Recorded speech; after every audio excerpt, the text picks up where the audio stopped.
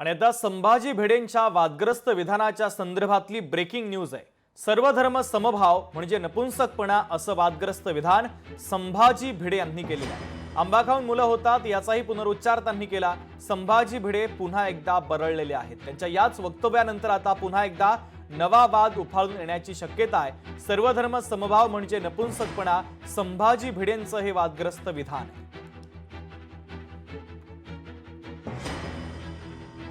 तर संभाजी भिडे यांच्या वादग्रस्त वक्तव्यानंतर सचिन खरात यांनी नेमकी काय प्रतिक्रिया दिलेली आहे पाहूयात।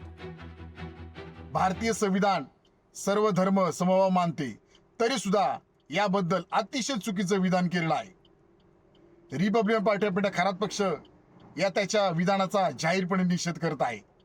माननीय मुख्यमंत्री साहेब, आम्ही आपल्याला प्रश्न विचारत आहे की संभाजी भिडे सतत वादग्रस्त विधाने करतो, तरी त्याच्यावर कारवाई होत नाही। संभाजी भिडे महायुती सरकारचा जावई आहे का, हा आमचा प्रश्न आहे।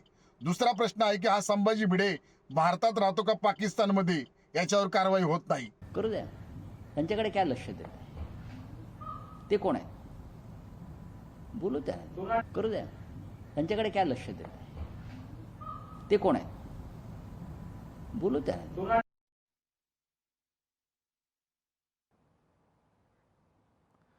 तर संभाजी भिडेंच्या या वक्तव्याने आता पुन्हा एकदा नवा वाद उफाळून येण्याची शक्यता आहे। संभाजी भिडे यांनी वादग्रस्त विधान केल्यानंतर अनेक प्रतिक्रिया देखील आता समोर येत आहेत। लोकशाही मराठी ऐका, पहा, जागरूक रहा।